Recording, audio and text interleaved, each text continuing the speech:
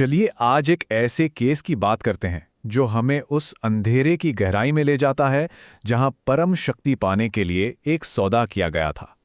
ये कहानी है उस सौदे के परिणामों की। तो सवाल ये उठता है कि ऐसी शक्ति की असली कीमत क्या होती है।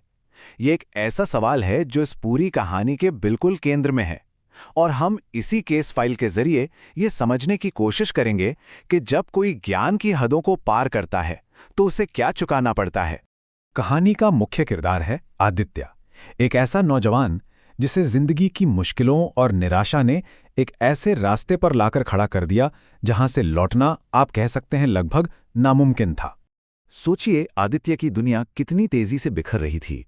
पहले पिता की अचानक मौत का सदमा, फिर पढ़ाई और करियर दोनों में नाकामी, और ऊपर से मां की गंभीर बीमारी।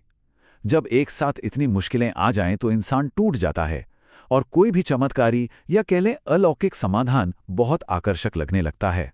और इसी टूटन और हताशा के बीच आदित्य को एक समाधान नजर आया, एक ऐसी खतरनाक शक्ति का रास्ता जो उसे वो सब कुछ देने का वादा कर रही थी जो उसके पास नहीं था, असीम ज्ञान और बेहिसाब ताकत। तो आखिर ये कर्ण पिशाचिनी है क्या चीज? देखिए, काले जादू की दुनिया में ये एक बहुत शक्तिशाली आत्मा मानी जाती है। कहा जाता है कि जो इसे साध लेता है, ये उसके कान में सीधे फुसफुसाकर अतीत, वर्तमान और भविष्य के सारे राज बता देती है। और यही लालच था, सब कुछ जान लेने का, जो आदित्य को इस अंधेरे रास्ते पर खींच कर ले गया। लेकिन इस शक्ति को पाने का अनुष्ठान वो बेहद भयानक था। आदित्य को एक घने जंगल में अकेले बैठकर खतरनाक मंत्रों का जाप करना पड़ा। अपने ही खून और अपनी ही प्राण शक्ति की आहुति देनी पड़ी। और सबसे बड़ी बात, आखिर में उसे अपनी आत्मा को उस शक्ति के हवाले करना पड़ा, उसे अपने ऊपर कब्जा करने देना पड़ा। मतलब ये एक ऐसा सौदा था जिसे कभी पलटा नहीं जा सकता था। अब इस शक्ति को आज की भाषा में समझना हो तो ऐसे सोचिए कि आपके पास पूरी कायनात का एक सर्च इंजन है। आप जो चाहें जब चाहें जान सकते हैं। लेकिन एक शर्त है, आपकी हर एक खोज आपके सिस्टम में ऐसा वायरस डाल देती है जो धीरे धीरे आपकी अपनी जिंदगी को ही डिलीट कर देता है।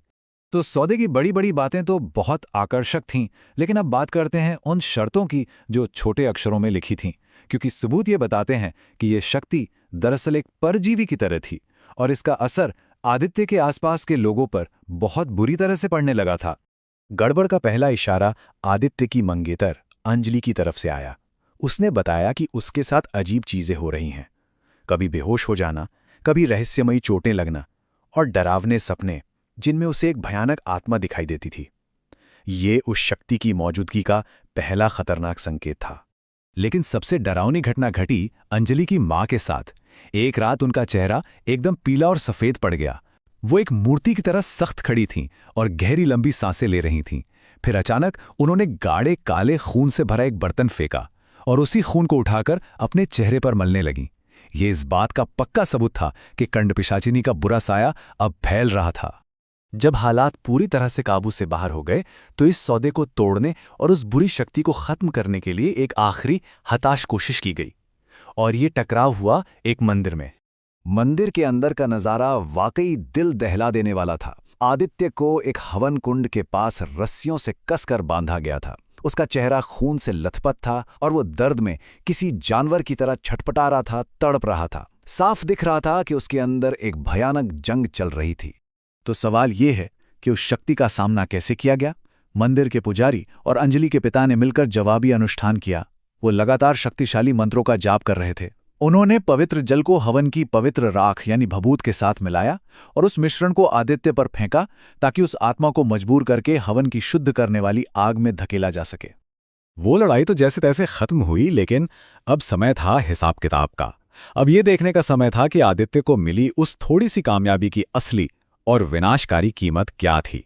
आदित्य को पूरे 10 दिन बाद अस्पताल में होश आया और उसे उस अनुष्ठान के बारे में कुछ भी याद नहीं था।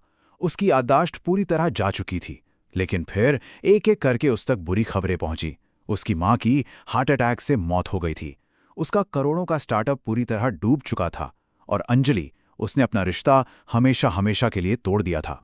तो चलिए अब देखते हैं अंतिम बैलेंस शीट। आदित्य को मिला क्या कुछ समय के लिए बिजनेस में सफलता, माँ की सेहत में थोड़ा सा सुधार और तीनों कालों का ज्ञान, और उसने खोया क्या?